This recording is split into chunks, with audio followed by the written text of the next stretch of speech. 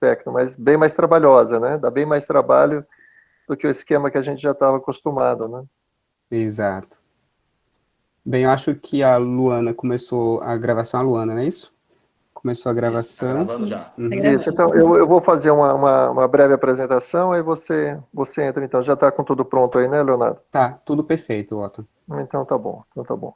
Bom, então, olá, boa tarde a todos, espero que todos estejam bem aí, se cuidando, física e mentalmente, né? E estamos aqui para mais um seminário do Grupo de Dinâmica Orbital Planetologia, e hoje a gente tem um enorme prazer aqui de ter um convidado nosso aí, que a gente já está treinando, tentando trazer já há algum tempo, mas estava difícil, agora que a situação ficou tão difícil que a gente conseguiu trazê-lo. Então, é o Leonardo Andrade de Almeida, ele é graduado em Física pela Universidade Estadual de Feira de Santana, fez mestrado e doutorado no INPE, fez vários pós-docs no IAG-USP, na John Hopkins University e na Federal do Rio Grande do Norte. E atualmente ele é um professor visitante da Universidade do Estado do Rio Grande do Norte. Então, o Leonardo ele tem experiência na parte de astrofísica observacional, experimental, né? E atuando na área de evolução estelar e exoplanetologia, que essa é a parte que aí mais nós temos interesse. E ele veio falar para a gente aí, o título da apresentação, Planetas ao redor de sistemas binários evoluídos. Eles existem mesmo? E aí, Leonardo? Assume aí, fica à vontade. Quem tiver alguma pergunta, algum questionamento, ou quiser fazer algum comentário, por favor, coloque no chat. Aí no final da apresentação, eu vou chamando cada um e vai fazendo a pergunta e a gente conduz dessa maneira, ok? Então, por favor, Leonardo, fique à vontade. Muito obrigado, Otton, pelo convite. Aí, eu queria, de fato, estar aí presencialmente na Unesp, né, conhecer a Unesp de Guará, que eu não conheço ainda, mas eu sei que teremos oportunidades aí mais para frente, então é um prazer enorme falar um pouco do que a gente vem fazendo na pesquisa. Eu vou colocar nos slides, então, pessoal, por favor, se algum problema acontecer, vocês me avisam, tá? Dá um toque que eu não vou ver ninguém, no final das contas. Tá ok. Então, muito obrigado novamente, Otton, é um prazer enorme. Então, o que a gente vem fazendo, parte do que a gente vem fazendo na área de planetologia é exatamente essa parte que eu acho que a gente tem bastante coisas em comum para interagir, principalmente na dinâmica orbital, que a gente vai conversar aí ao longo da apresentação. Então, eu fiz uma apresentação relativamente mais superficial no início, para o pessoal que está assistindo do início aí da graduação, tem umas pessoas do início da graduação, e no final a gente, de fato, entra nessa parte de sistemas binários evoluídos com planetas. Tá? Então, eu vou transcorrendo aí ao longo da apresentação. Novamente, muito obrigado. Aqui estão os meus agradecimentos à universidade, ao Departamento de Física pós-graduação. E a ideia, mais ou menos, o norte da nossa apresentação é esse. Eu vou falar rapidamente um pouco da história dos exoplanetas. A maior parte das pessoas, certamente, né, aí na audiência já ouviram falar dessas primeiras partes, mas eu vou pincelar, né, o que são exoplanetas, um pouco de história, os projetos em Terra e missões espaciais, os métodos de detecções, o que descobrimos até hoje, e sim, aí eu entro no tema do que eu estou me propondo a responder para vocês até o final, espero, planetas e sistemas binários, e planetas e sistemas binários evoluídos, né, que são duas categorias aí que a gente precisa diferenciar. Então, é isso. Vamos, então, viajar um pouco aí pelo esse mundo da exoplanetologia. Né, a primeira coisa que a gente precisa dizer, né, quando a gente fala de exoplaneta, é defini-lo, o que são exoplanetas, né. Então, assim que os planetas começaram a serem descobertos, a gente precisou definir de uma maneira mais formal, né? Então, a primeira coisa que a gente sabe é que exoplanetas são planetas descobertos fora do sistema solar, né? Por isso o exo de fora. Mas surgiu uma dúvida, o que de fato são planetas, né? Então, e aí na IAU de 2016, a gente precisou definir o que são planetas para então definir mais, digamos assim, corretamente o que a gente está descobrindo aí fora, o que são os exoplanetas, né? Então, a gente basicamente define dois limites um limite superior e um limite inferior, e que, como vocês sabem, na astronomia, o parâmetro principal é a massa, então, é nada mais justo do que tentar usar a massa como o limitador, né?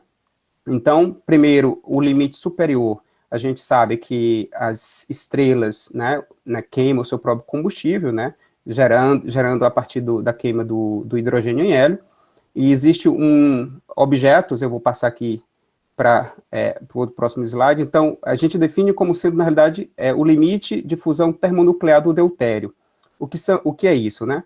Então, as estrelas, todas elas queimam no seu interior pela cadeia PP, né, abaixo do Sol, para as estrelas de baixa massa, hidrogênio e hélio.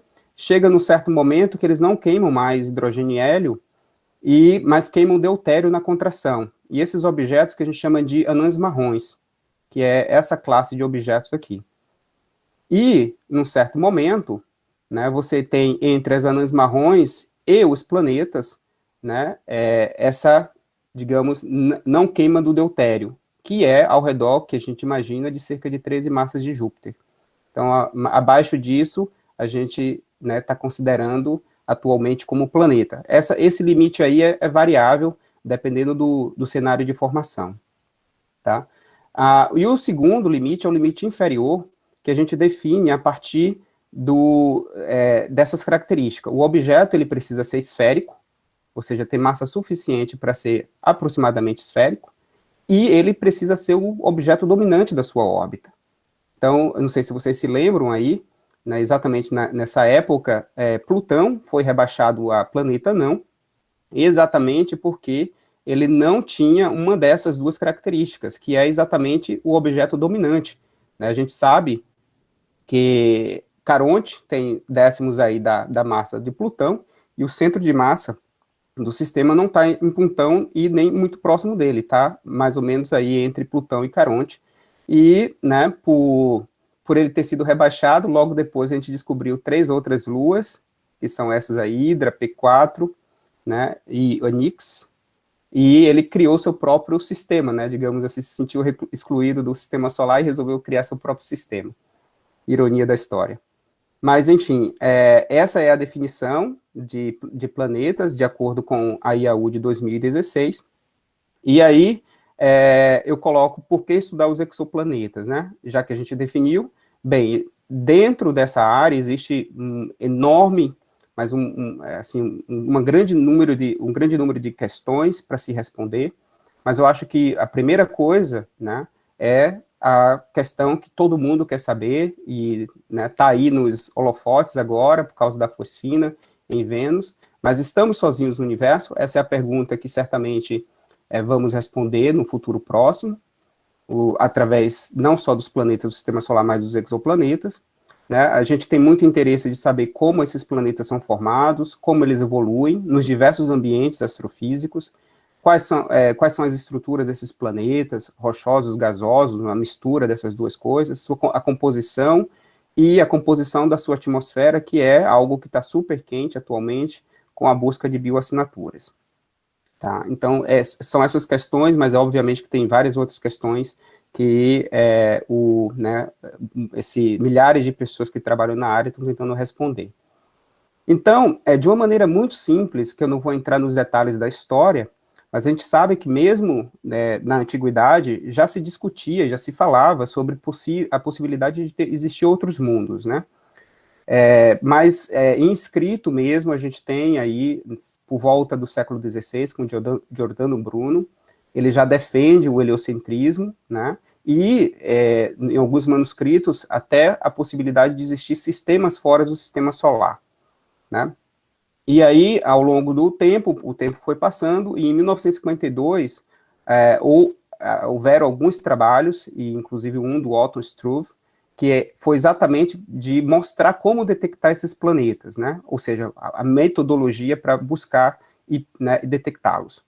E passou-se o tempo, várias especulações aconteceram até 1992, em 89 teve uma especulação de um planeta, mas foi em 1992 que os primeiros exoplanetas foram descobertos, ao redor exatamente de uma estrela morta, por ironia da história, né? Ou seja, um objeto super denso, né, uma estrela de nêutron, provavelmente resquício aí de uma supernova, com um campo magnético super intenso, e por algum motivo a gente está na linha divisada desse feixe do campo magnético, então ele parece um farol para a gente.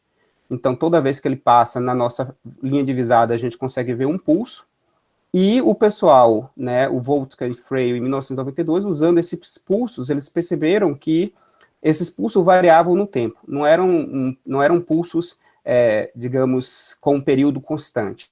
E foi através desse gráfico que vocês estão vendo aqui, que eles conseguiram inferir a presença de 2 planetas, muito pequenos, por sinal, até massas menores da massa da Terra, e num outro trabalho aconteceu a descoberta de um 3º planeta, tá? Mas esses aí foram os primeiros planetas descobertos. E aí, seguindo a história, em 1995, né, o primeiro planeta ao redor de uma estrela do tipo solar, do tipo parecida com o Sol, e um planeta, né, de cerca de 0,5 massas de Júpiter, foi descoberto por Michel Mayor e o seu aluno na época de doutorado, Didier Queloz, e a partir desse trabalho, uma reviravolta, digamos assim, um grande impulso nessa área aconteceu, né, em 92 também, mas a partir desse trabalho do Didier e do Michel Mayor, aconteceu a grande revolução dessa área, e eles, no ano passado, ganharam o prêmio Nobel,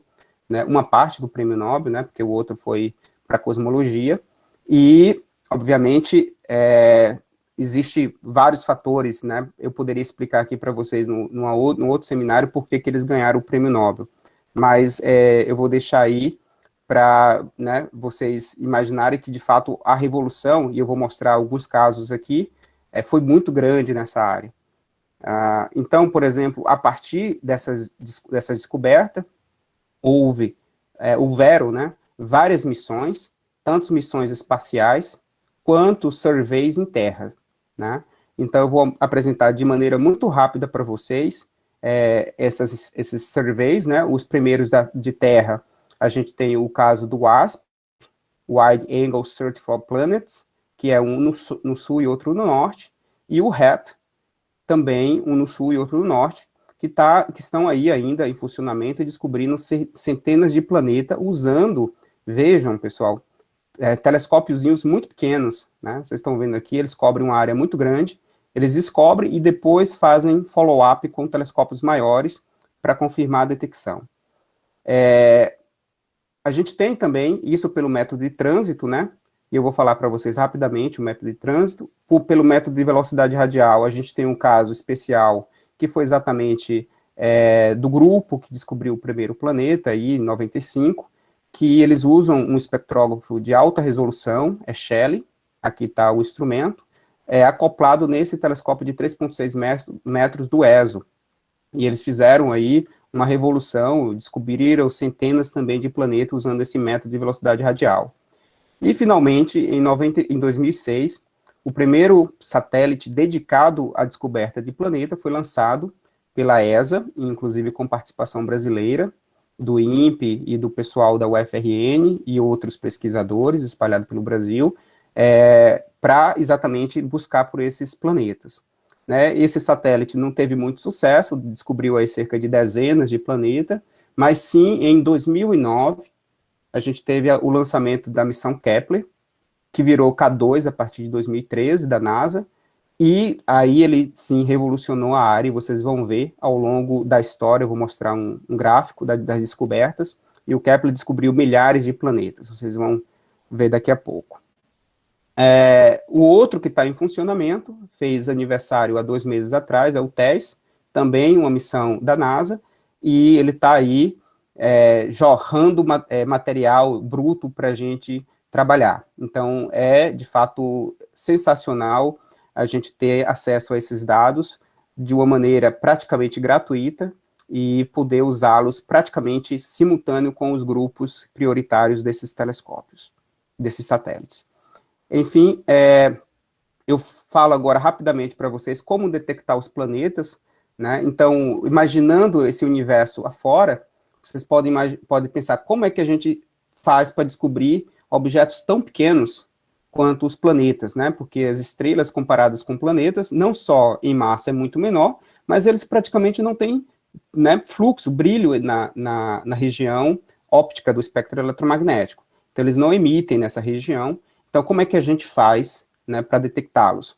Então, ao longo dessa história, vários métodos foram surgindo, e aí eu vou falar para vocês, basicamente, desse primeiro método, né, que, na realidade, alguns métodos que levam em conta o efeito visual e o efeito gravitacional. Então, o efeito visual, a gente diz que é uma detecção direta, o efeito gravitacional é uma detecção indireta, tá? Então, a gente tem aí, basicamente, tem outros que eu não vou falar, mas esses são os principais, né? O principal, o trânsito fotométrico, que é um efeito visual, apesar de ser uma detecção indireta, é um efeito visual. O imageamento direto é visual, velocidade radial gravitacional, as microlentes gravitacionais, que é um efeito que usa essas duas, a combinação do gravitacional com o visual, e as variações dos instantes de trânsito, que é usa o efeito gravitacional, e a gente vai falar bastante aí no final da apresentação, tá? Então, primeiro o trânsito fotométrico, eu acho que praticamente todo mundo já conhece. O que a gente tem é um planeta passando na frente da sua estrela, e ao passar ele bloqueia parte do fluxo. Esse fluxo a gente pode medir tirando imagens da estrela, certo? E o fluxo, que eu estou chamando aqui de brilho, em função do tempo, dá uma curva característica como essa, e essa curva característica, na forma de V ou de U, é chamado de trânsito fotométrico, tá? Então, esse método é o método que os satélites estão usando, né, para detectar os planetas, e também aqueles surveys, os levantamentos em solo, em terra, como os WASP e o HAT, tá? Aqui eu apresento alguns casos específicos para vocês, como os Kepler 4 a Kepler 8, e vocês podem ver a curva real como ela é, né? Alguns têm uma profundidade maior, porque o planeta é maior, outras profundidades menores, porque o planeta é menor, e outras, porque isso aqui é uma medida relativa, mesmo o planetinha sendo menor, ele pode ter uma profundidade maior. Então, mas basicamente, pessoal, o que a gente consegue medir com relação aos objetos maiores que passam na frente da estrela é o fluxo cai, né, aqui, quando ele passa na frente, é cerca de 2% do fluxo da estrela. Então, a gente precisa, de fato, de uma fotometria, de uma medida muito precisa. Então, essa coisa aconteceu, de fato, com a cosmética dos novos CCDs que a gente tem atualmente, tá? Ou seja, a tecnologia, ela precisou evoluir junto com a ciência. Então, passando, aqui são casos nossos, né, de observação feito pelo nosso grupo, tem dados do VLT, que são esses primeiros casos aqui, a gente está trabalhando o Marildo aí, principalmente, nesses casos específicos, do ASP4B, e esses dois trânsitos aqui são trânsitos medidos com o nosso observatório do Pico dos Dias, aí perto de Guaratinguetá. O de velocidade radial, também vocês devem saber muito bem, é um efeito, a gente usa o efeito Doppler relativístico. Então, quando você observa a partir do telescópio uma estrela e não vê a outra componente, você pode medir o espectro da estrela, e o espectro da estrela, devido ao movimento dela ao redor do centro de massa, as linhas espectrais, o espectro, né, ela varia para o azul e para o vermelho com relação a um espectro em repouso, né, do laboratório. E a partir desse deslocamento em comprimento de onda, devido ao deslocamento do espectro, a gente pode transformar em velocidade, que no final das contas vai ser uma velocidade projetada, e você consegue medir aí essa curva e caracterizar junto com, por exemplo, o trânsito fotométrico, praticamente todos os parâmetros do planeta. Tá? Aqui eu lembro que foi exatamente esse método que o Michel Mayor e o Didier Queloz usou para detectar o primeiro planeta, 51 Pégase B, certo? Em 1995. E eu falo de um outro evento que a gente utiliza bastante aí no Observatório do Pico dos Dias, e que eu faço parte de uma colaboração internacional, que é o de microlentes gravitacionais. Então, quando você observa um objeto de fundo, e na frente dele passa um planeta com uma estrela, o que você mede, no final das contas, é um aumento do brilho, E esse aumento do brilho vem com esse spike que vocês estão vendo aqui, que é a presença do planeta, e isso acontece por causa que o espaço entre desse planeta, o espaço ao redor desse planeta e dessa estrela é deformado, devido, né, a teoria da relatividade geral prediz isso, e eu vou voltar aqui o vídeo novamente para vocês verem. Então, o espaço nessa região é deformado, e a luz que vem da estrela de fundo que eu estou observando passa a ter caminhos ópticos diferentes, ou seja, ela é defletida nessa região. E essa deflexão, de acordo com a teoria da relatividade geral, passa a ter duas possíveis imagens, como vocês estão vendo aqui, porque a linha pode vir por aqui, ou a luz pode vir por aqui ou por aqui, você vê duas imagens, o resultado disso é a amplificação do brilho, e com uma modelagem muito simples, você consegue medir a presença do planeta, né? Ou seja, o planeta e a estrela que passaram na frente é como um efeito de lente, né? É como se ela fizesse um efeito de lente, só que uma lente gravitacional. Então, a gente, desde 2006, tem uma colaboração, primeiro feita com o Planet, com o pessoal da França, e depois com o pessoal do Microfan dos Estados Unidos, da Universidade de Ohio, que a gente faz observações do Pico do Dias para acompanhar esses eventos que são medidos pelo Hubble, né, do centro da galáxia.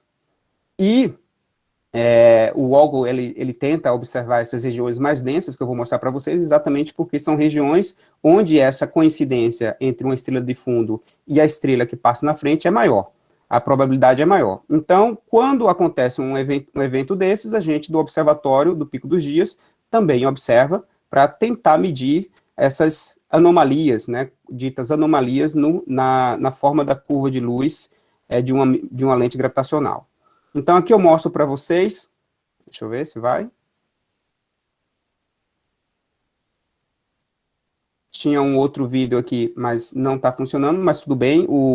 Esse é o formato que vocês estão vendo aqui da anomalia que eu falei para vocês, né? Essa anomalia representa o efeito do planeta durante a passagem da lente. Então, são elas que a gente tenta medir nessa curva, que é a amplificação clássica de uma microlente gravitacional. Então, deixa eu ver. Aqui tem alguns resultados que eu mostro para vocês. Vocês podem ver aqui o Observatório do Pico dos Dias. São medidas em verde, são essas medidas aqui. Esses eventos podem levar de dias a semanas e até meses. Então, por isso que precisa de uma rede de telescópios distribuído pelo planeta para poder monitorar essas regiões onde acontece a anomalia. Aqui, outro evento que aconteceu, anomalia, um Júpiter, esse aqui também foi um Júpiter, né, e também foi monitorado pelo Observatório do Pico dos Dias, né, bem aqui na região próxima da anomalia. Então, esses dois artigos, na realidade, fazem parte de uma dezena de planetas descobertos, é uma dezena de artigos que a gente tem participação, tanto eu quanto o Éder e o Francisco Jablonski do INPE.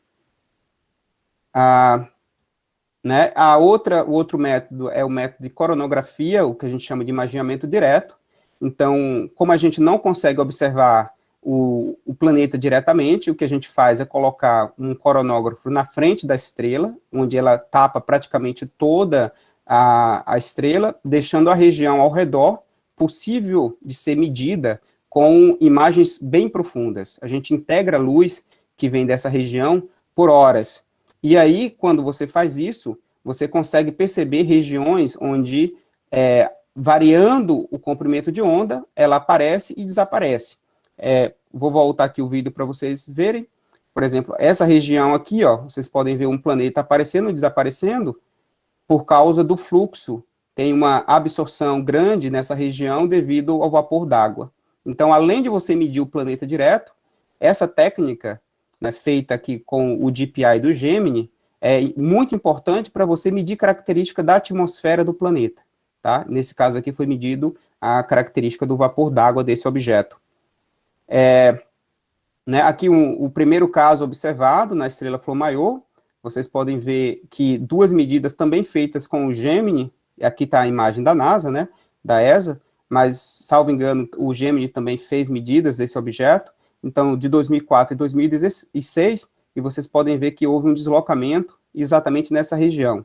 É uma técnica bem complexa e difícil de conseguir resultados interessantes, é tanto que não houveram ainda muitos planetas descobertos por ela.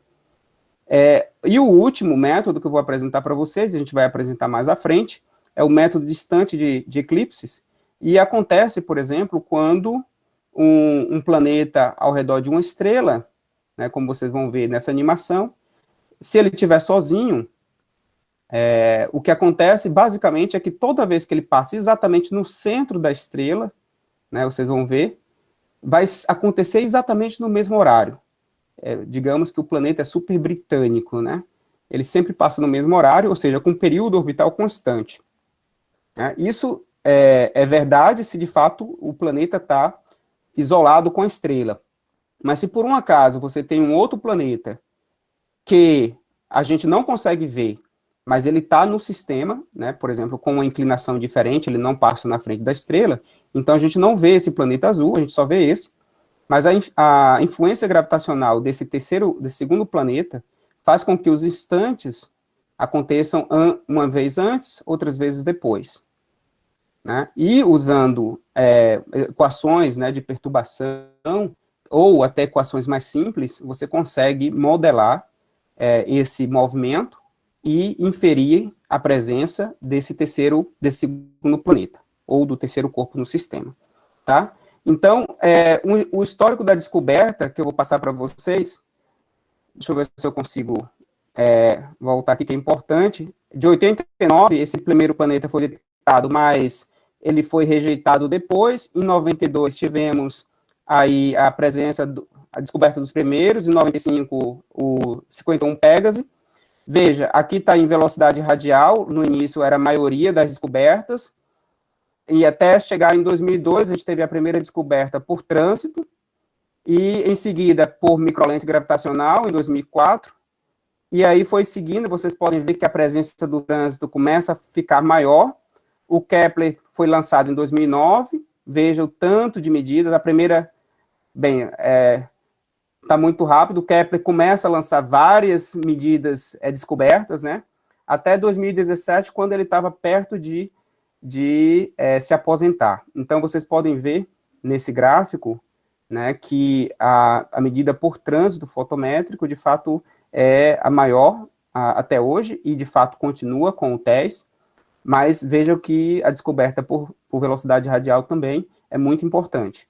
As outras técnicas de microlente, imageamento, variação do tempo de trânsito e as outras coisas, de fato, representam uma pequena parcela dessas descobertas. Aí eu mostro para vocês o que o Kepler fez de revolução, né, é o planetário do Kepler. Aqui vocês podem ver o ano da descoberta, né, aqui o tamanho do planeta e a escala de temperatura superficial do planeta. E aqui no fundo vocês podem ver o sistema solar, a escala do sistema solar. Então veja que alguns sistemas a gente conseguiu até objetos com a sua órbita maior do que a de Vênus e próximos da órbita da Terra, né, em termos de escala. O que foi fascinante com esse telescópio, esse satélite, né, da NASA. Só finalizando aí. E lembrando que, nesse caso, esse planetário foi exatamente para a primeira parte, a missão principal do Kepler. Ele não leva em consideração a missão K2, que aconteceu a partir de 2013. Tá? Então, o que a gente tem descoberto até hoje, isso tirado de ontem, a gente tem cerca de 4.354 planetas descobertos, certo? E vocês podem ver como isso varia bastante. Eu tinha feito essa mesma pesquisa 2 semanas atrás, e eram 4.284 confirmados, e muitos deles em sistemas planetários, vocês podem ver aqui 3.179 em sistemas planetários, e a pergunta que fica é, será que a gente já descobriu exatamente um objeto do tamanho da Terra com o período orbital da Terra? Então, a gente está muito perto. Eu coloquei aqui um diagrama que é período versus massa, e vocês podem ver o período, a massa né, aqui está em massa de Júpiter, então a massa da Terra está em mais ou menos 10 elevado a menos 3, está aqui nessa região, e o período está mais ou menos aqui, 365 dias. Então, eu vou colocar uma seta aí para ficar melhor. De fato, a gente já descobriu planetas muito parecidos com a Terra, em tamanhos, né, e próximos de períodos orbitais da Terra.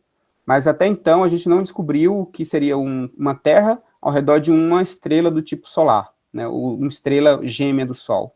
Né, existe essa busca aí, mas a gente já tem muitas coisas, inclusive, né, planetas um pouco mais distantes e planetas muito próximos da região de habitabilidade, né, que a gente chama, devido à presença de água líquida, né, pode ter presença de água líquida, e em estrelas, né, como muito parecida com o Sol, massa um pouco menor.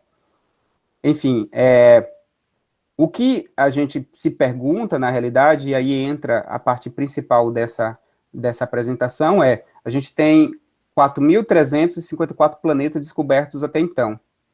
Só que desses 4.354 planetas, só cerca de 200, vocês podem ver aqui, 143, 97, aqui na realidade está um pouco desatualizado, cerca de 200 planetas, mas aqui é uma enciclopédia, um catálogo aí de planetas em binárias, ou seja, uma pequena parcela desses planetas estão de fato em binárias. E a pergunta que fica é, por quê? Por que esses planetas, a gente não está descobrindo planetas em binárias, né? Essa pergunta, eu deixo aqui já, né, alguns insights. Primeiro, seria um bias observacional?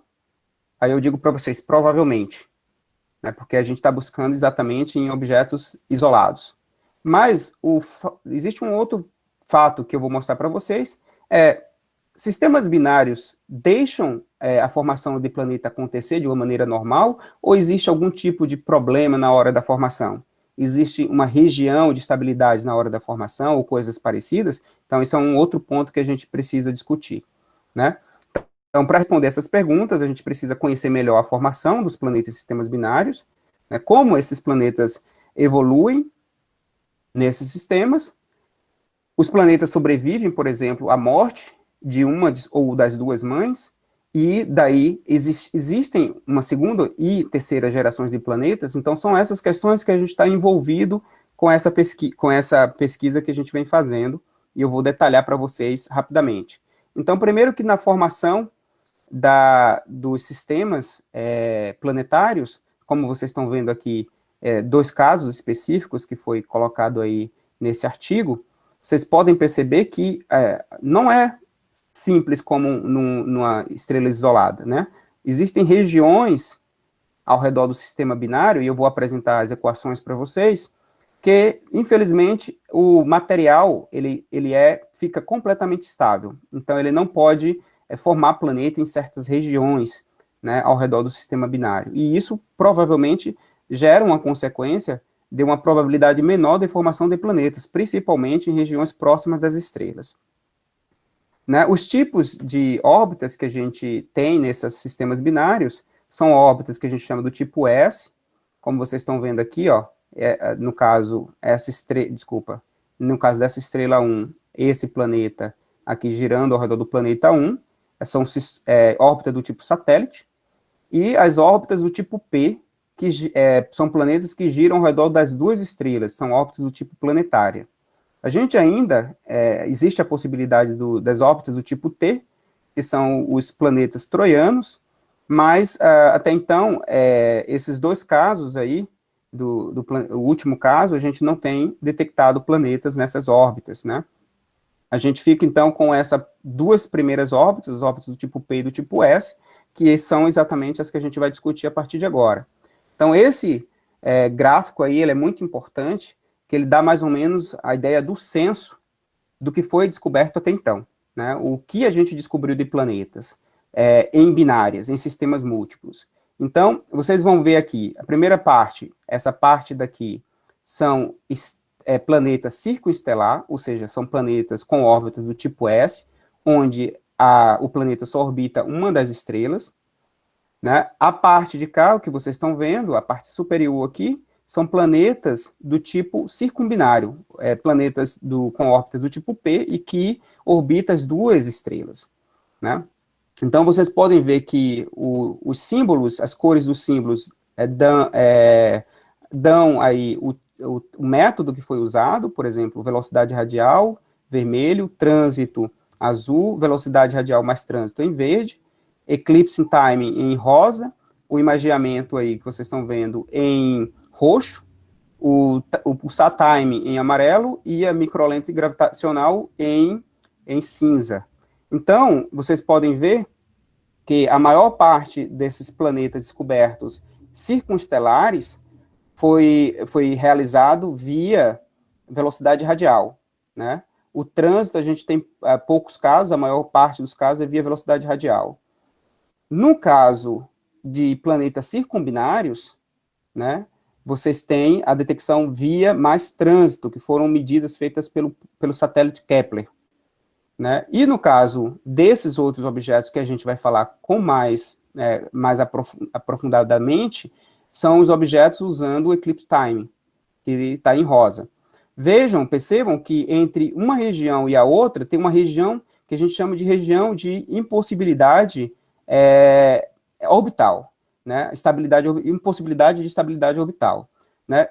Pura e simplesmente, pessoal, porque se um planeta está girando ao redor de uma só das estrelas, como é esse caso aqui, uma só das estrelas, se você tem uma distância relativa, por exemplo, estrela-estrela, estrela-planeta, em uma certa razão, o planeta passa a ser instável.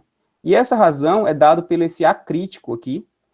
O acrítico, que é esse azinho do planeta até a estrela, sobre o A da binária, que é a distância entre as duas estrelas, é dado por essa relação aqui, tá? Que eu não vou entrar em detalhes nela, mas leva em consideração a massa reduzida e a excentricidade. Da mesma forma, para um planeta circumbinário, existe também uma relação entre o acrítico, que dá o A, né, que é o semi-eixo do planeta em relação ao centro de massa do sistema binário, e a separação das duas estrelas internas, né, que é dado por essa outra relação aqui. Né, também leva em consideração principalmente massa reduzida da binária e a excentricidade. Isso veio nesse artigo, né, do Hohmann e Weger em 1999. Tá? Esse censo aqui que vocês estão vendo dá mais ou menos 150 planetas e está nesse artigo do Martin, 2018. Então, vamos para frente, porque o nosso principal interesse é essa região aqui, ó, que são os planetas em binárias evoluídas, quando uma das estrelas já morreu. Então, são planetas ao redor de uma estrela do tipo, né, uma estrela vermelha da sequência principal, ainda viva, e uma estrela morta. E eu vou tentar apresentar para vocês que esses caras que estão aqui, na realidade, não são confirmados até então. São candidatos. E isso é um problema que a gente precisa resolver. Será que, de fato, esses objetos aqui são planetas? Então, vamos lá, vamos tentar. Aqui eu coloco novamente o método que a gente utiliza, mas é um instante do eclipse, como eu apresentei para vocês. Não vou rodar o vídeo novamente.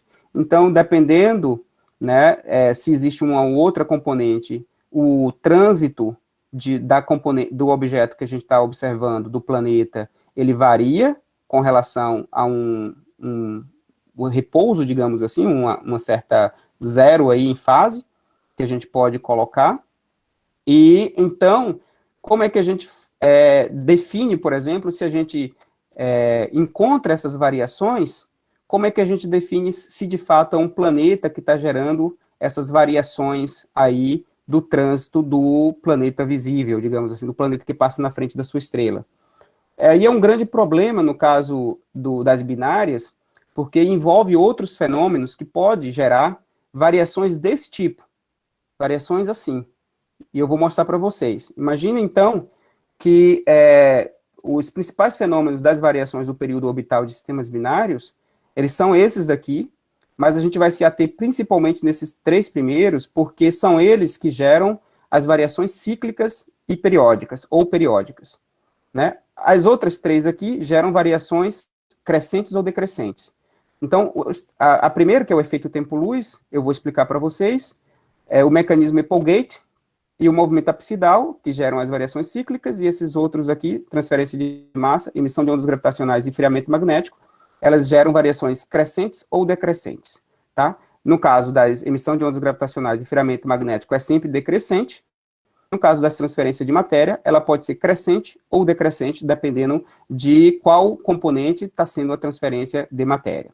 Mas a gente vai se ater a esses três fenômenos, eu vou falar de uma maneira rápida. O movimento apsidal, né, ele acontece porque quando uma binária, por exemplo, tem excentricidade diferente de zero, né, o efeito de maré, quando ela também é muito próxima, né, e aí é mais perceptível, o efeito de maré age entre as componentes, e a órbita, como vocês estão vendo aqui, começa a rotacionar. É como se você girasse a órbita do sistema binário. E quando você gira a órbita do sistema binário, o que acontece é o seguinte: o tempo entre um eclipse e o eclipse central, o secundário e o principal, começa a variar, como vocês estão vendo aqui. E essa variação acontece com uma relação que é bem conhecida, tá? Esse é o movimento apsidal. E ele gera variações como aquelas que a gente viu lá no eclipse time, né, no tempo de eclipse, o método que a gente utiliza. O mecanismo Applegate, de uma maneira bem simplificada, imagine que uma estrela tem atividade magnética, como essa aqui ilustrada, né? O que acontece nessa estrela, se ela tem atividade magnética, ela provavelmente tem um dínamo por trás, aí nas camadas internas, que faz com que a estrela varie principalmente o seu momento de quadrupolo. O momento de quadrupolo é o mais importante, que é dado nessa equação pelo esse ΔQ aqui. Quando você tem uma variação do momento de quadrupolo, como a binária ela está acoplada, digamos, ela está travada na órbita, esse momento de quadrupolo é passado para a variação do período orbital por essa relação. E isso também gera variações cíclicas, né? Assim como a gente tem, por exemplo, o período de 11 anos de atividade no Sol, a gente imagina que essas estrelas também tenham períodos de atividade que geram períodos cíclicos do período orbital. Esse é um dos problemas. E o último, que é o efeito tempo-luz, ele acontece porque quando a binária tem um terceiro corpo, a binária passa a girar ao redor do centro de massa comum desse sistema triplo.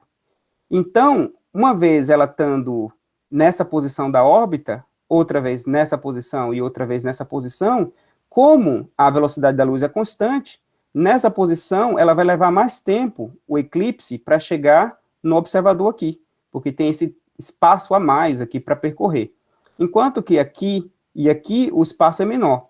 E a variação que acontece devido a esse que a gente chama de efeito tempo-luz, é um efeito geométrico, é uma variação que segue um perfil aí senoidal, uma variação que dá na equação kepleriana, né, uma equação de uma órbita, que a gente tem aqui embaixo, como vocês estão vendo. Então, dá para modelar também, tá?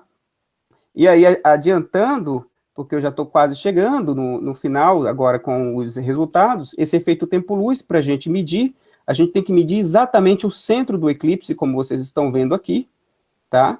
E esse centro do eclipse é medido quando uma estrela passa na frente da outra, a gente faz um modelo com um programa, o programa conhecido como Wilson Divining, é um programa mais usado na literatura, e a gente usa por trás uma outra coisa que é o Monte Carlo com cadeia de Markov para ter uma precisão melhor na medida. Tá? Então, por exemplo, o primeiro caso dos planetas descobertos nesse tipo de sistema, né, que são candidatos, vou voltar a falar para vocês, não tem ainda a confirmação, foi colocado aí na literatura pelo Lee e colaboradores em 2009, nesse sistema chamado de HWV, tá? Eles mediram várias curvas de luz, como vocês estão vendo aqui, e fizeram o que a gente chama de O-C. É o tempo do eclipse medido, observado, menos o tempo do eclipse calculado, usando uma efeméride linear, que é uma função de primeiro grau, que a gente espera que aconteça se o sistema binário estiver isolado. É simplesmente o tempo é igual à época inicial, mais o período vezes o ciclo da binária, que é uma função de primeiro grau. E o que eles observaram foi isso aqui, pessoal, ó. Claramente tem uma variação complexa, e eles modelaram essa variação complexa com essa jada, que é uma parábola, e mais 2 efeitos senoidais. Um efeito que é esse, e outro efeito que é esse. Então, eles proporam a presença de 2 corpos planetários, de massa planetária, ao redor desse sistema HWV. E esse sistema HWV é composto por uma anã vermelha e uma subanã do tipo B, que é uma anã que já morreu, né? Ela não tem mais vida, ela é o que provavelmente é uma fase antes da anã branca. Tá? Ela vai evoluir para anã branca. Então, esse foi o primeiro resultado, e o que aconteceu depois disso foi o seguinte: a gente teve cerca de uma dezena de outros trabalhos publicados com candidatos a exoplanetas, alguns dizendo que era planeta, outros dizendo que não era, né, ao redor dessa estrela morta, mas uma estrela da sequência principal. No entanto, só até hoje, com exceção de NN Serpentine, GKV e Kik, que é esse objeto, todos os outros planetas que foram propostos têm uma solução orbital instável a longo prazo. Eu vou mostrar aqui o caso exatamente desses 2 primeiros planetas, que foi colocado aí pelo Horner e colaboradores na Monthly Notes de 2012. Ele mostra que, para HWV, a solução que foi apresentada é exatamente aqui que vocês têm a excentricidade em função do semi-eixo, né? Isso aqui, eles fazem, isso aqui são diagramas, né? São diagramas da excentricidade em função do semi-eixo maior, para várias possibilidades, né? E vocês podem ver que a região exatamente onde a solução foi proposta, o tempo de vida que está aqui, o lifetime, é da ordem de 10 elevado a 2, mais ou menos. Então, é muito pouco. O tempo de vida, tanto para esse diagrama, para um corpo, quanto para o outro, vocês podem ver que o tempo de vida é muito pequeno. Então, é um sistema que não é estável a longo prazo. E, por isso, a maior parte das pessoas na literatura estão colocando que esses planetas que estão sendo colocados como planetas ao redor desses sistemas, na realidade, não existem. Tá? E aí eu vou passar um outro caso emblemático, é o caso de V471 Taurus, que também tem uma variação como essa, do Homem no C, como vocês estão vendo aqui, que aparentemente deveria ter uma anã marrom. Só que o pessoal fez, usando aquele método que eu falei de coronografia, usando o Sphere do VLT, e essa região que vocês estão vendo aqui é a região onde essa provável anã marrom deveria estar. Mas eles não encontraram nada. E daí eles excluíram a possibilidade do terceiro corpo e colocaram, né, que provavelmente deveria ser o mecanismo Applegate funcionando nesse caso, já que a estrela principal desse sistema é quase uma estrela do tipo solar. Então tem muita atividade magnética, tá? E é muito massiva também. Então é um sistema com uma estrela do tipo Sol e uma anã branca, tá? Só que agora eu vou colocar a nossa contribuição, já para finalizar.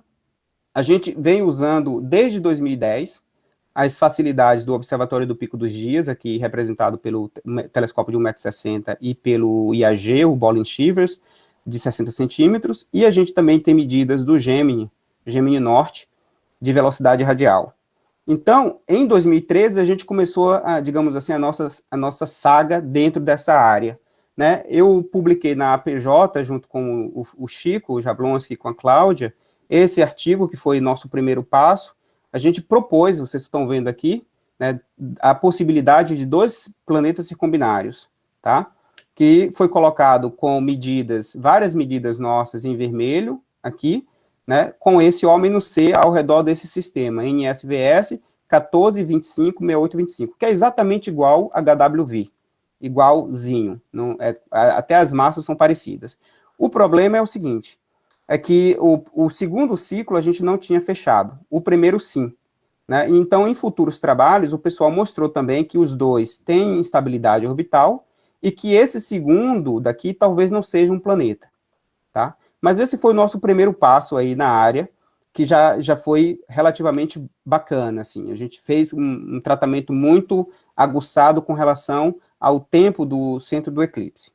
Evoluímos e em 2009, 2019, desculpa, a gente publicou esse artigo, onde a gente faz um embate aí entre o mecanismo Applegate e o tempo de viagem da luz, né, que é o efeito tempo-luz.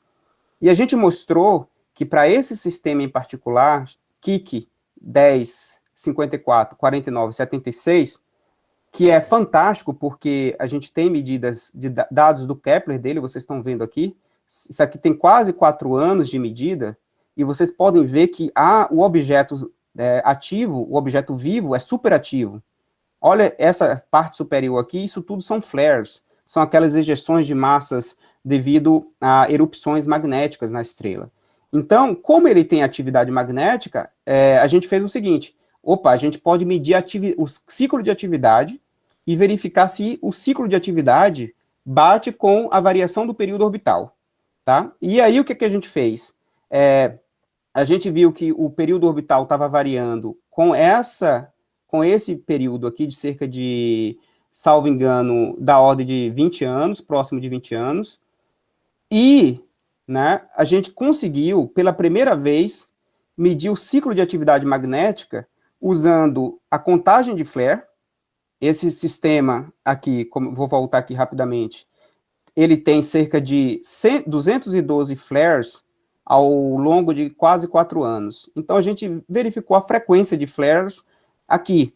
E a gente verificou que a frequência de flares e a da energia do flare tem uma variação, como vocês estão vendo aqui, com um período da ordem de 600 dias. Vocês estão vendo aqui a primeira parte. E não só isso, a gente foi atrás das manchas. As manchas também variam ao longo do ciclo magnético.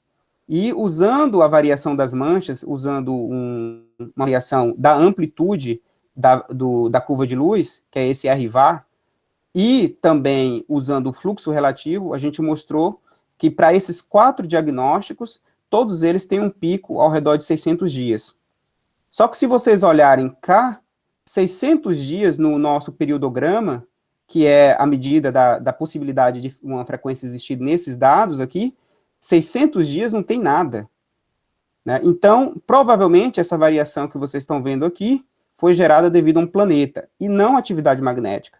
E a gente não só fez isso, como mostramos também, numa relação de período do ciclo pelo período rotacional desse sistema, a gente mostrou que essa variação o período de 600 dias para atividade magnética bate perfeitamente com os outros objetos isolados que foram medidos também o ciclo de atividade magnética. Então, de fato, esse cara não tem atividade magnética, é super intensa, mas o mecanismo Applegate não faz nada no OMNC, não funciona. Tá? Esse foi o primeiro caso, e aqui a gente tem um trabalho que o Elielson, que está aí entre nós, está conduzindo com a parte de dinâmica orbital para verificar se esse sistema ele é estável. E como vocês estão vendo aqui, sim, ele é estável, pelo menos aí da ordem de 10 elevado a 5 anos. Né? O outro caso, que foi a publicação desse ano, a gente mostrou, agora, usando também o movimento apsidal, pessoal, vocês estão vendo aqui em preto, esse é um sistema GKV, também parecido com o sistema anterior, só que no lugar da subanã ele é uma anã branca mesmo. Então a gente mostrou que o movimento apsidal o ajuste não é tão bom quanto o efeito tempo-luz. E a gente mostrou por 2 outras possibilidades que o movimento apsidal também não funciona, com razões teóricas. Então, a gente mostrou nesse caso, e o mecanismo Applegate também não funciona, não justifica essa variação do que vocês estão vendo aqui. Vocês estão vendo uma variação aqui de mais de 40 anos, tá, pessoal? Essas primeiras medidas foram feitas na década de 80. Então, é um trabalho relativamente penoso para você obter dados. As nossas medidas são essas em azul aqui, de 2013 a 2020.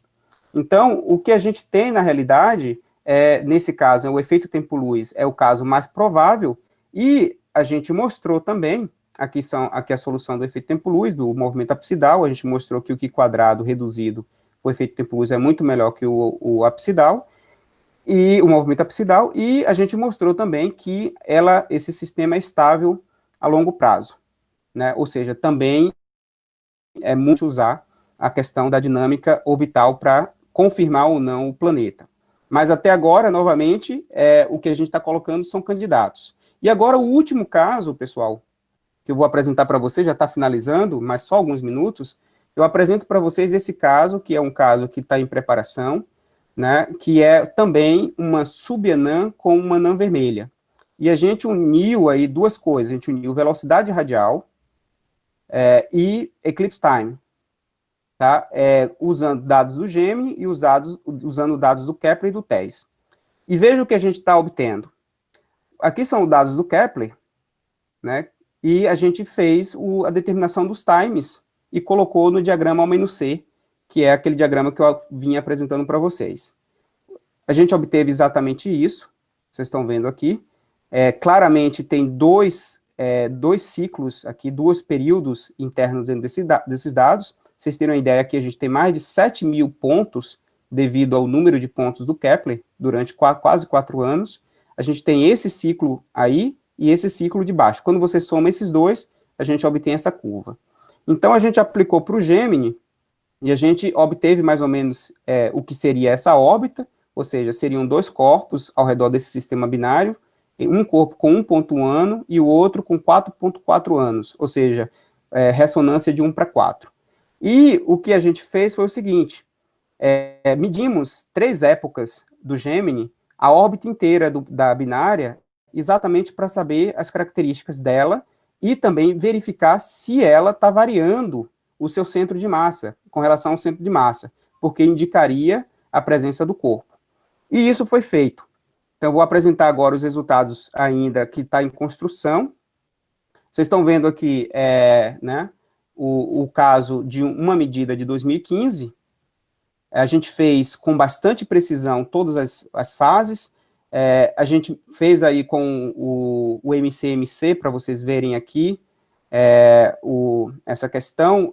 O importante aqui, pessoal, para a curva de velocidade radial que eu quero que vocês se atenham, é o seguinte, eu vou apresentar os valores, o ômega, o gama e a excentricidade, que está aqui.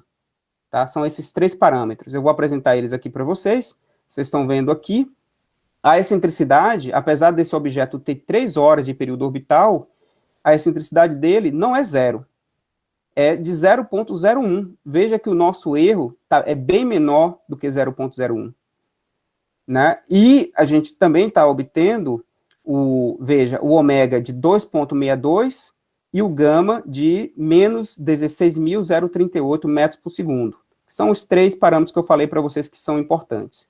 Então, eu fui olhar o ômega que a gente obteve ao longo das observações, e uma observação de 2010. E vocês podem ver aqui que o ômega, que é o parâmetro, o argumento do periastro da órbita, ele varia de 2010, que foram as primeiras medidas do primeiro artigo, que foi da descoberta, e aqui são as nossas medidas de 2015 e 2016. E vocês podem ver que tem uma variação linear, né? Ou seja, se o ômega está variando, a órbita está variando. E se a órbita está variando, esse objeto tem movimento apsidal, né? E com isso, a gente conseguiu modelar, vocês estão vendo aqui agora o ômega em função do ciclo. Aqui são os dados do Kepler, e aqui os dados do TESS. E vocês podem ver que agora o ajuste fica perfeito, mas aqui sobreposto ainda tem os 2 corpos. Então, a gente fez isso, e eu, usando o gama, que foi a variação o gama, deixa eu voltar só aqui para vocês, o gama dá o centro de massa do sistema. Se o sistema não tem nenhuma variação, o gama seria sempre igual, mas, aparentemente, o gama variou, e vocês estão vendo aqui as medidas que a gente fez. Aqui é o gama, que é em velocidade radial no tempo. Essa é a predição para os 2 corpos, que vocês estão vendo aqui. E aqui estão as medidas do gama das 3 datas.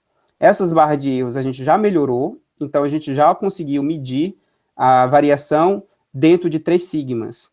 Tá? Então, de fato, a gente conseguiu medir pela primeira vez o movimento apsidal num sistema como esse, e a gente está confirmando pela primeira vez, no caso aqui a gente fez a confirmação de um corpo, né, pela primeira vez ao redor de um sistema binário evoluído, usando velocidade radial, que nos outros casos, em nenhum caso, aconteceu a confirmação. Sempre, como eu havia dito, são candidatos, porque existem outros eventos, outros fenômenos físicos que podem explicar a variação. Nesse caso aqui, a gente está confirmando com velocidade radial, e daí é irrefutável. Bem, aqui eu apresento para vocês, né, com muito orgulho, o time que eu faço parte na UERN, né? A gente tem aí 2 estudantes de doutorado, o Isaac Mendonça e o Jefferson Rodrigo, o Isaac trabalhando com cosmologia e astrofísica estelar, o Jefferson trabalhando com planetas em binárias, o Danilo, né, trabalhando com evolução estelar também, de estrelas de alta massa, o Elielson, que trabalha na USP, na mestrado em astronomia, trabalhando exatamente com a parte aí de busca de planetas ao redor de sistemas binários e a parte também de dinâmica orbital. Temos, né, com o nosso time, uma galera boa aí da iniciação científica, como vocês estão vendo, a Jéssica Oliveira, a Daniela Gama, o Luiz Ramon, o Misael Rab, a Tainá Diógenes e o Tarcísio Giovanni Fernandes. Então, todos trabalhando com exoplanetologia e com evolução estelar. E eu deixo aqui uma carinha, se vocês estiverem interessados novamente, né, e se tornar uma pessoa feliz, veja que está todo mundo alegre aí no time. Eu deixo essa carinha, podem entrar em contato, será um prazer em colaborar com vocês. Aqui está a nossa página na web, é o siteastro.wixsite.com/site, e a gente também está divulgando um pouco aí do que a gente faz e um pouco do que sai aí ao longo da semana de coisas interessantes no Instagram. Então, se vocês tiverem interesse em divulgação científica, sigam aí o AstroCite. Tá? Então, eu agradeço com as conclusões, que é o seguinte: a gente não pode usar de maneira alguma um único efeito para tentar justificar a variação do período orbital desses sistemas, que são os sistemas binários evoluídos. Tá? O teste de estabilidade orbital, que aí tem, eu acredito que é o meu maior interesse, eu acho que a gente pode colaborar junto com o pessoal da FEGDO, né, do grupo, né, de dinâmica orbital e planetologia, é crucial para a gente confirmar, né, esses possíveis planetas. Né? O mecanismo Applegate, ele parece não funcionar nesses sistemas, até então, e sim, eu posso falar para vocês agora, com certeza, usando esses resultados, planetas existem em sistemas binários evoluídos. E era isso, eu deixo vocês com uma viagem à próxima Centauro B, que, para vocês terem uma ideia, é ao redor de uma estrela que está no sistema triplo. Então, a gente vai aí na direção de Centauros, né, na direção do Cruzeiro do Sul, que vocês estão vendo aqui, e a gente chega aí, né, quem sabe aí no futuro bem próximo, ao redor desse planeta, que está ao redor da estrela mais fria triplo, tá? Próxima B faz parte de um sistema triplo, que é o sistema mais próximo de nós, que é a Alpha Centauri. Tá? Então, com isso, eu agradeço novamente ao convite, ao Otton, a todo o grupo, e, né, eu fico muito feliz se alguém tiver perguntas para respondê-las. Muito obrigado, Leonardo. Apresentação muito boa, bem didática e trabalho interessantíssimo. Eu acho que realmente vem ao encontro do que a gente anda tendo interesse e possível colaboração. Verificar que a gente tinha algumas perguntas que foram colocadas aqui. Wander Oliveira: quantos desses planetas têm possibilidade de abrigar vida como conhecemos? Planetas potencialmente habitáveis? Uhum. Isso é uma das perguntas que a resposta a gente sabe que provavelmente existe, mas a gente só vai ter a confirmação quando a gente ir lá e medir, né? Ou seja, ir lá não, né? A gente medir indiretamente usando espectroscopia, coisas do tipo, e por isso que a gente tem interesse em medir esses objetos mais próximos de nós, porque é possível, né, tentar enviar uma sonda futuramente. Mas assim, a minha resposta eu não tenho dúvida que exista vida em outros planetas, não tenho dúvida disso, existe vida. Agora, a forma de vida, aí é um outro questionamento, né? Como seria essa vida aí nesses outros planetas? Seria a vida microbiana, né, unicelular, seria vida inteligente, mais inteligente do que a nossa, né? Então, tipo, isso aí é um outro questionamento, mas eu tenho certeza que existe. Mas a gente só vai confirmar quando, de fato, a gente tiver uma medida conclusiva a respeito. Ok. E temos aqui uma outra, Leonardo Silva Santa Rosa Macedo. Gostaria de saber o que causa a mudança do centro de massa no sistema binário. Então, é o que eu falei, ali a gente tem cerca de 6 fenômenos, né, físicos, os que são variações cíclicas é que de fato causa mudanças no centro de massa, os outros provavelmente o centro de massa continua, não, até a transferência de matéria muda um pouco o centro de massa, mas de fato, para o nosso interesse na questão da exoplanetologia, o que o que causa essa variação é o que a gente chama de variação aparente, né, devido a coisas intrínsecas da binária. Eu apresentei 2 casos ali, o mecanismo Applegate, que é um caso da atividade magnética em uma das componentes, e o outro caso, que é o movimento apsidal, que é simplesmente a rotação da órbita do sistema, devido a ela ter excentricidade. Primeiro, ela precisa ter excentricidade para a gente poder ver, e o segundo, devido ao efeito de maré. O terceiro, que é a variação devido a um corpo, né, a presença de um corpo, que é o que a gente chama de efeito tempo-luz, esse efeito, sim, faz o sistema variar o seu centro de massa de uma maneira real. As outras duas eu estava falando de maneira aparente, porque de fato o centro de massa continua no mesmo lugar, mas o que está mudando ali é a estrutura da estrela ou a estrutura da órbita, né? Então, de fato, para variar o centro de massa, dos 3 que eu apresentei, de forma real, é o efeito tempo-luz.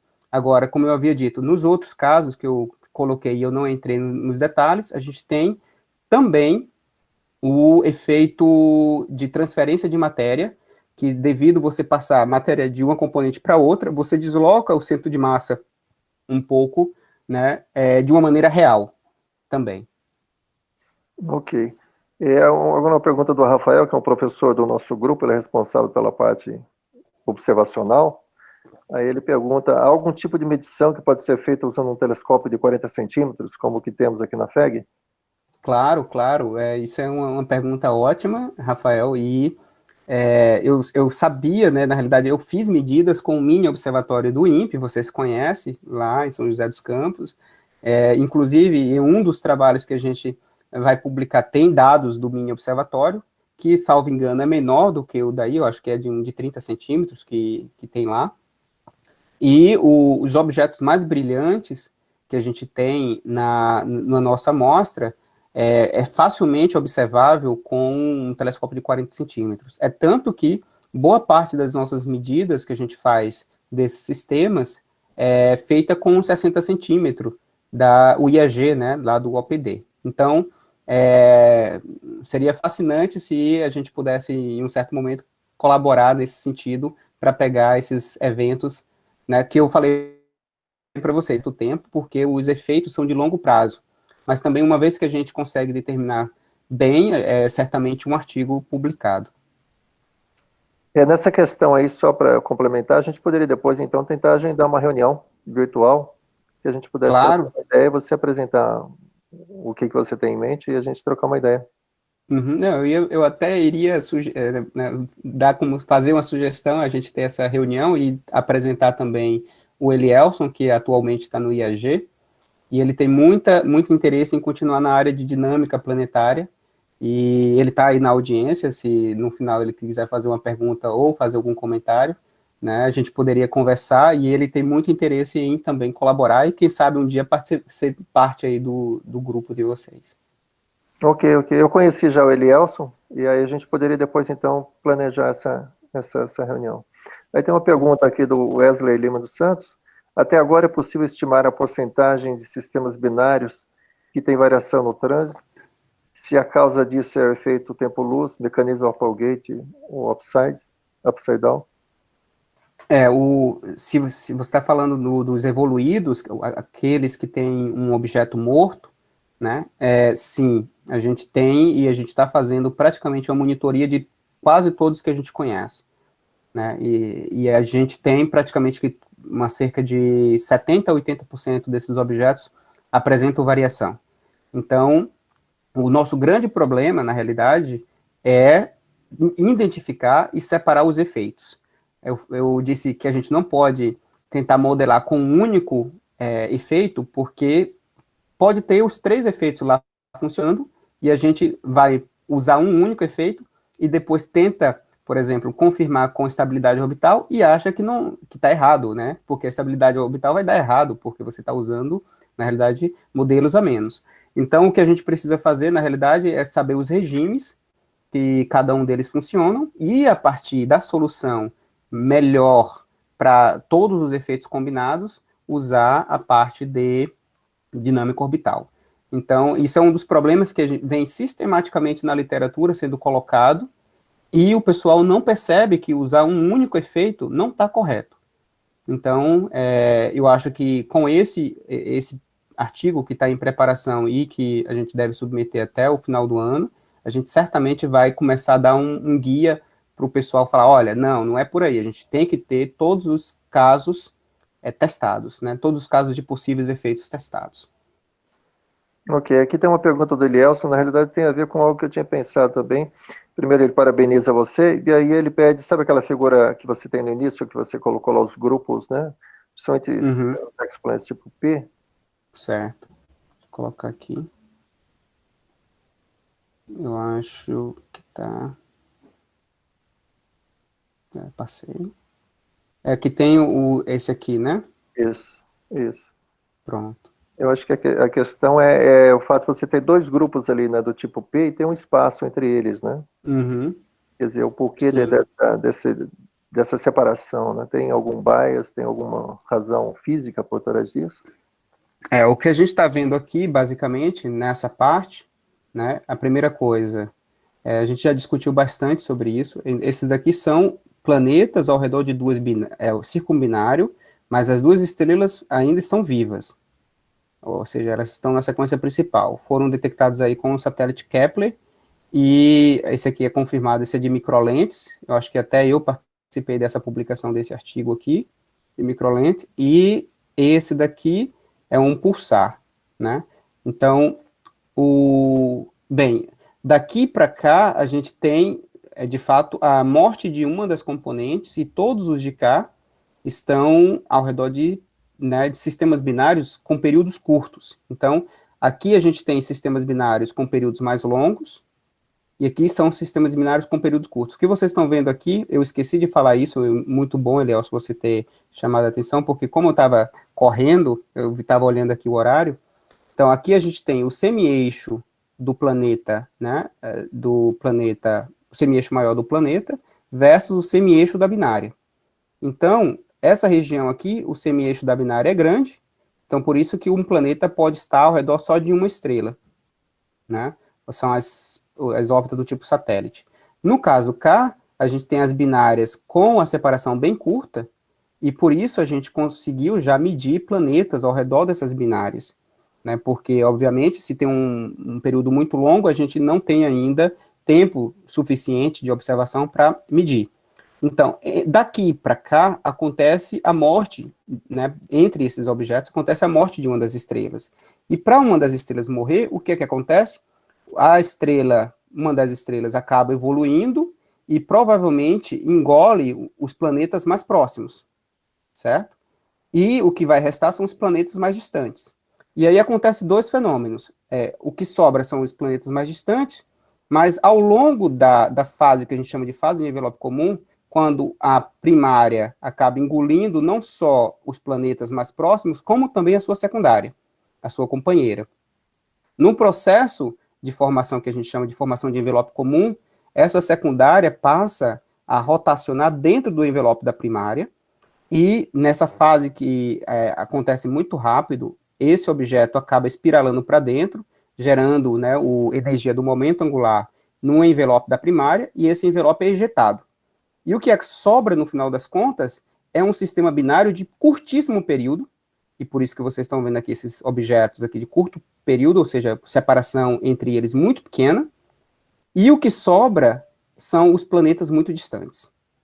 Então, por isso que a gente está vendo essa região daqui, dos planetas. Porque, provavelmente, os planetas mais próximos que estariam nessa região foram engolidos no processo da evolução da sua estrela primária, e, obviamente, os que estão acima daqui, a gente não conseguiu detectar ainda, porque tem períodos orbitais muito grandes, períodos da ordem de centenas de anos. Então, abaixo, a gente tem, provavelmente, o engolimento da estrela, dos planetas devido à estrela. Acima, a gente não tem tempo suficiente de observação.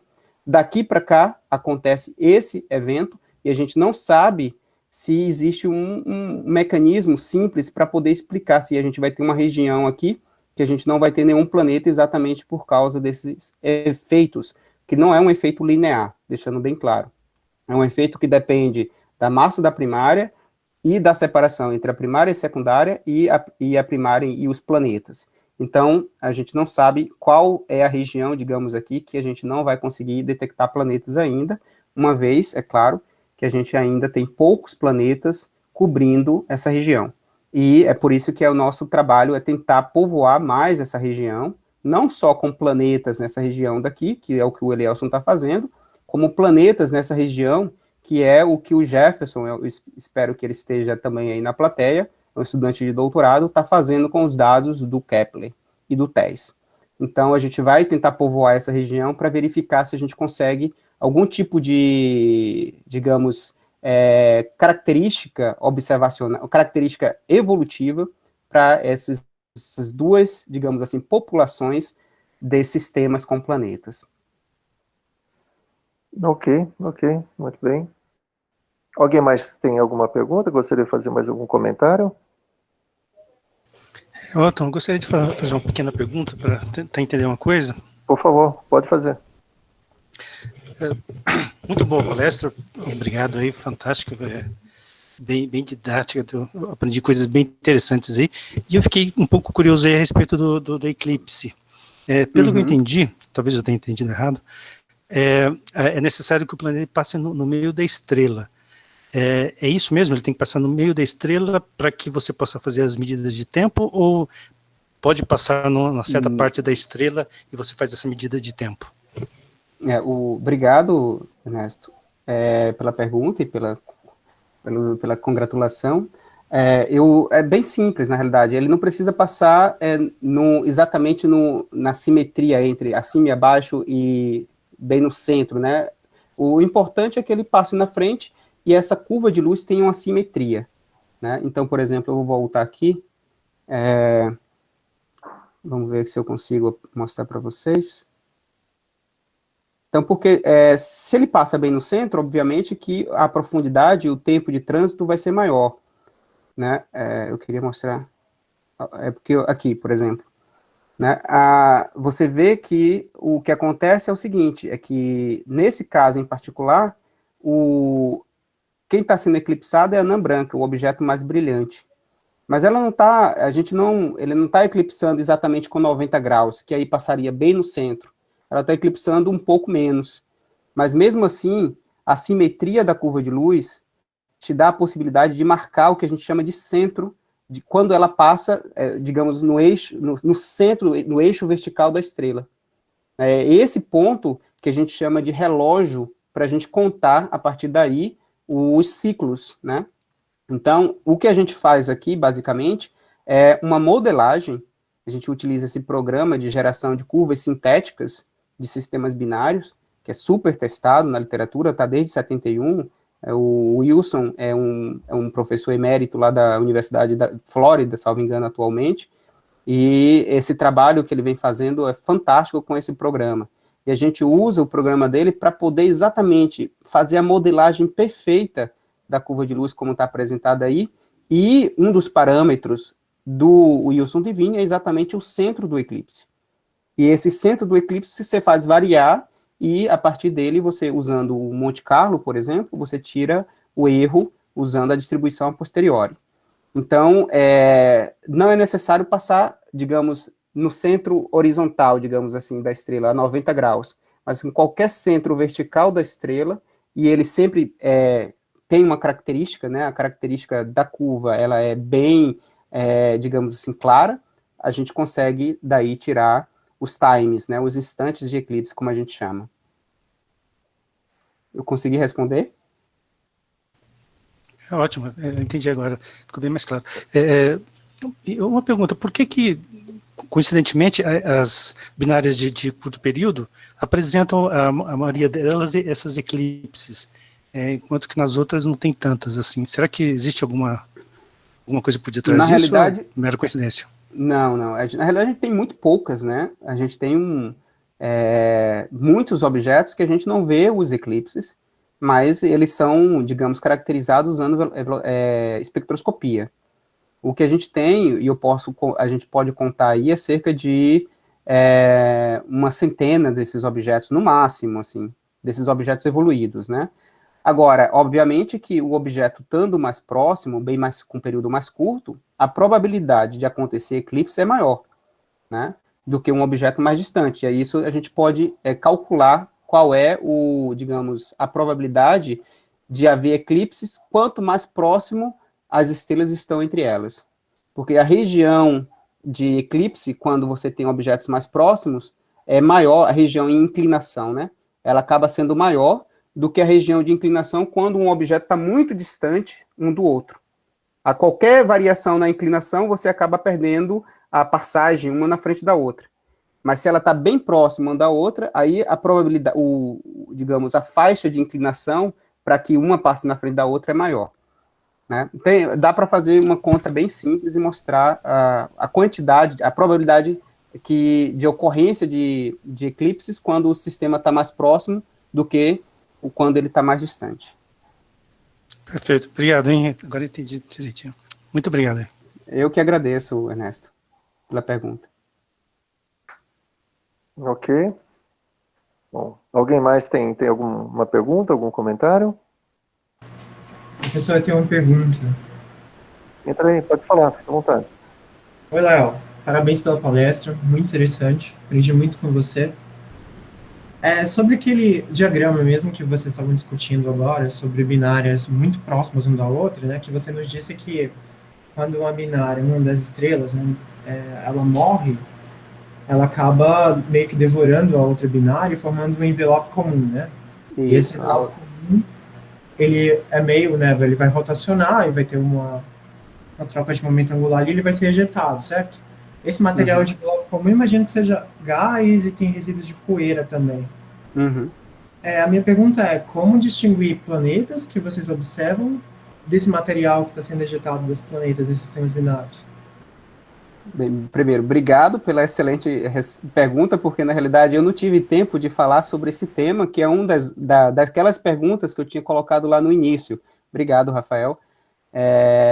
Que é o seguinte, na realidade, o que você colocou é o que a gente chama de segunda geração de planeta, né? Que pode ser a formação do planeta a partir da ejeção da matéria da estrela que morreu, né? Após essa fase que a gente chama de envelope comum.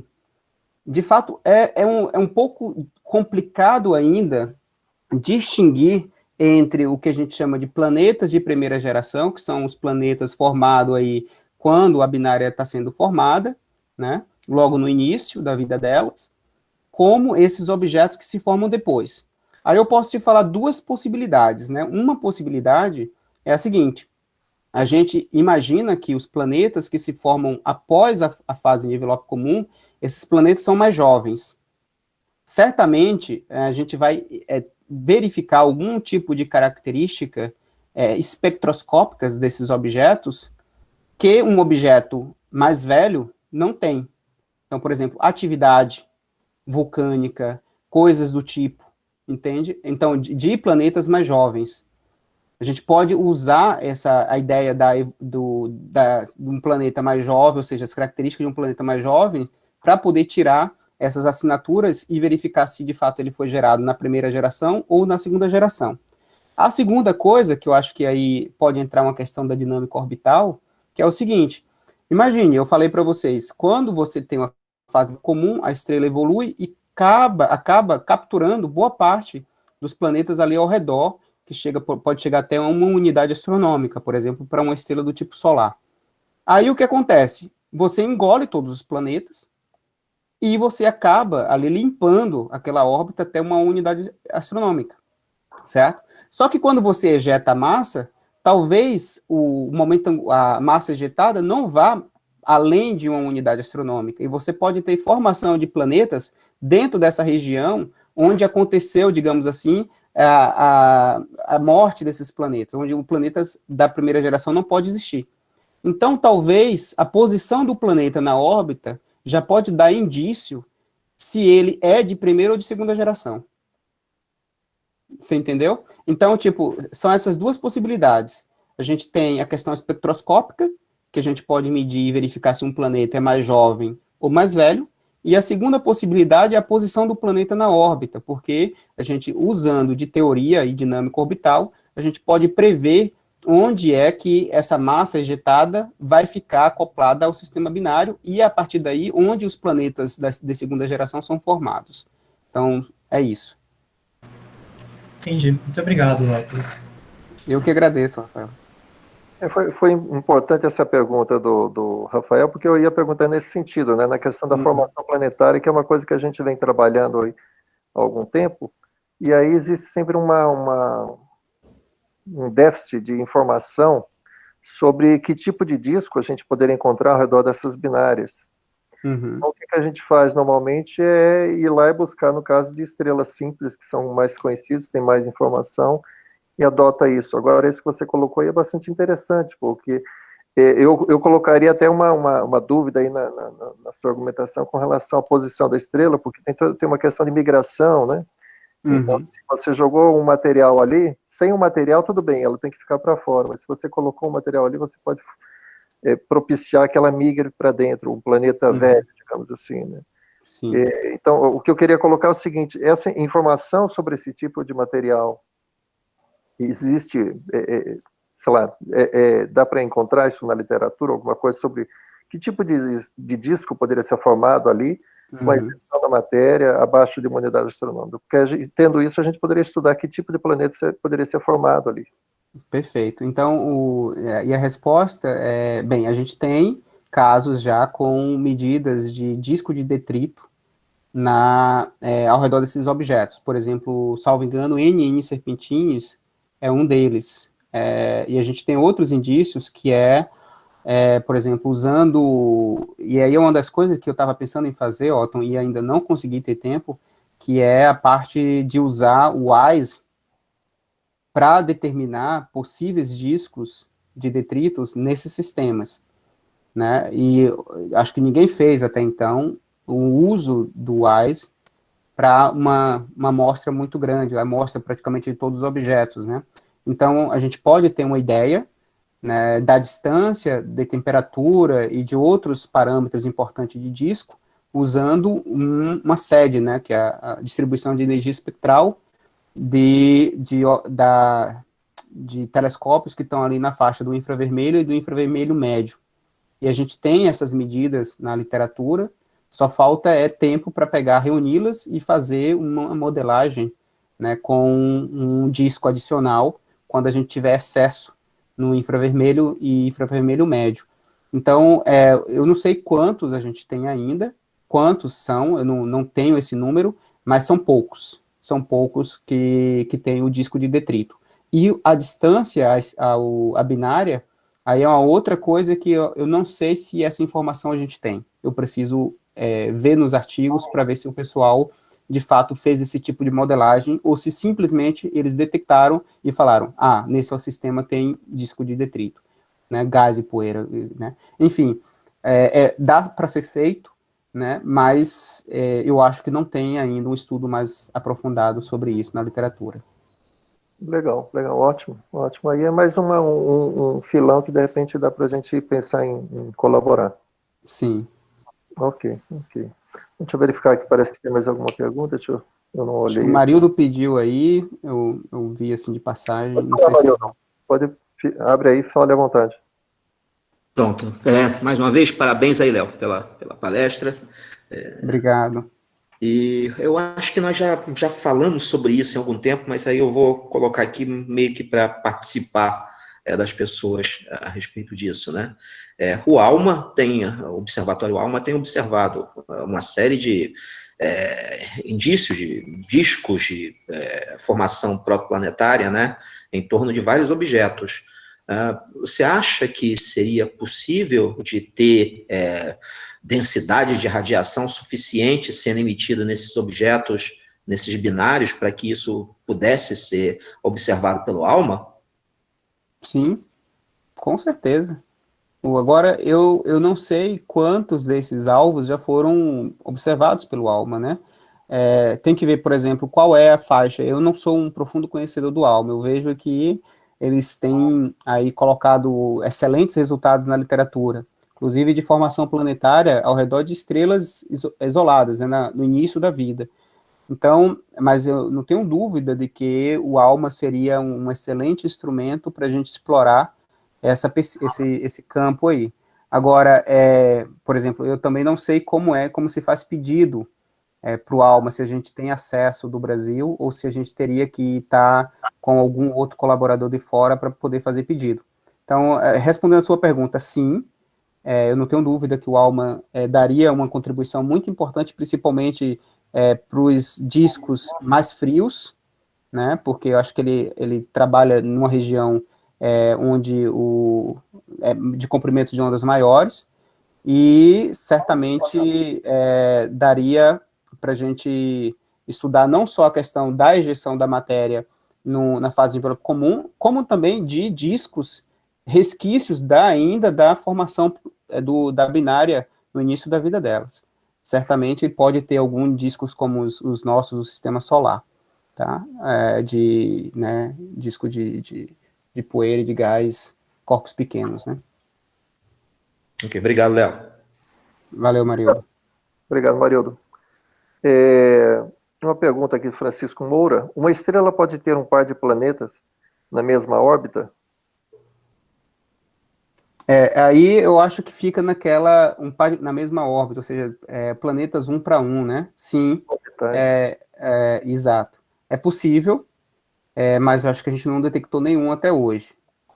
Pelo menos eu nunca vi nada na literatura, como eu venho acompanhando de uma maneira bastante próxima às descobertas, né, eu acho que não tem nenhuma ainda. Mas, né, e o pessoal da dinâmica orbital pode responder melhor do que eu, sim, é possível. Dinamicamente é possível você ter dois planetas na mesma órbita, com períodos orbitais iguais. Ok. Possível mas até agora ainda não tem nenhum descoberto, verdade. Uhum. Bom, aí tem o Elielson também quer fazer um comentário? Por favor, Elielson, pode falar. Vocês estão me ouvindo bem? Sim. Sim. Perfeito. Naquelas duas famílias, uma informação que é importante é que naqueles que são ali descobertos pelo método trânsito, basicamente pelo satélite espacial Kepler, né, que eram os circumbinários, eles estão relativamente próximos, né? Você precisaria de cobertura temporal ali, dado o tempo de emissão, né? Bastante curtinho. Então, então, de certa forma, a dinâmica que foi feita nos trabalhos anteriores, que era exatamente a outra família, mas para as binárias mais próximas, né? Os que estão em rosinha, são exatamente temas hierárquicos, né? Que aí, basicamente, o planeta enxerga a binária como um único corpo, e aí é relativamente simples de fazer a dinâmica, né? É só integrar e funciona quase como um sistema com dois corpos. E enquanto que dessa coisa da missão Kepler aí, o pessoal identificou muitas binárias muito próximas da região crítica, né? E, em contrapartida, não identificaram planetas, isso aí lembrando que passou ali, então teve a medida, né? Teve a evidência do planeta, para binárias de curto período. Então, talvez também seria interessante a gente, do ponto de vista de dinâmica, né, tentar justificar ou explicar o porquê que não tem planetas com binárias de curto período, mas binárias de sequência principal. Que no caso a gente está tendo binárias de curto período, mas são binárias evoluídas. Então, talvez para entender por que não é povoada essa região, talvez atacar isso aí, né? Os hierárquicos têm dinâmica mais simplificada, não tem muita riqueza, em geral já trata como problema de dois corpos, mas nesse caso aí poderia ser interessante tentar explicar o porquê que não tem planetas ao redor de binárias de curto período, mas binária de sequência principal, que aí talvez tivesse que colocar alguma informação astrofísica, né? E aí pode cair nesses cenários aí de formação de primeira geração, de segunda geração e talvez de terceira geração quando, sei lá, as duas estrelas morrerem, né? E eventualmente identificar um planeta. Então o comentário é nessa linha. A minha resposta eu acho que o que você colocou tem um certo sentido, né? O fato de aqui a gente não tem aqui para os planetas, para o Kepler, né? Primeiro, os objetos muito próximos, de períodos muito curtos, não era o interesse do Kepler de observar, então eu imagino que muitos dados que não foram nem sequer reduzidos corretamente, porque não estava na lista de prioridade do Kepler, está aí, precisa ser estudado, né, ou seja, garimpado. Hoje, certamente tem muitos planetas a serem descobertos ainda em sistemas binários, né? Então, de fato, eu imagino que aqui, por exemplo, por que a gente não tem aqui, o Kepler não descobriu, né, binárias com mais curtos períodos com planetas, né? Porque eu acho que não era interesse deles. Quando está nessa região, o que acontece? Aumenta a probabilidade de eclipse, e ele vê claramente que a estrela é uma binária. E se é uma binária, eles não tinham interesse. Eles, né, já excluíam, né, e eles não iam a fundo para estudar a possibilidade de planetas. Então, isso é um dos fatores que eu imagino, né? Agora, a parte K, por que eles detectaram aqui? Porque a questão do período, né, de 4 anos, que foi o tempo maior, então eles não conseguiam observar essa região de cá para os planetas, que é o que a gente está tentando fazer agora com dados do TESS, unir o Kepler com o TESS, e aí talvez a gente consiga medir algum planeta dessa região daqui, certo?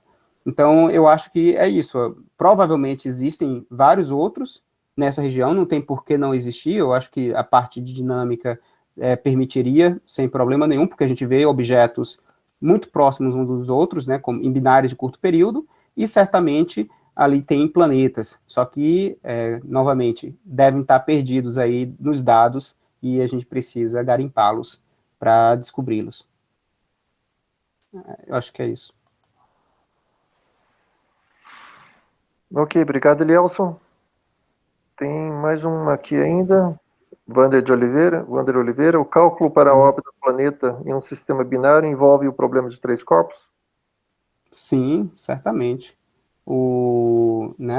A parte o problema de 3 corpos está associado com a questão, as órbitas, né? Você só tem um caso restrito, então aí você tem a solução analítica, mas quando você coloca um terceiro corpo, e aí você tem que levar em conta as perturbações, né?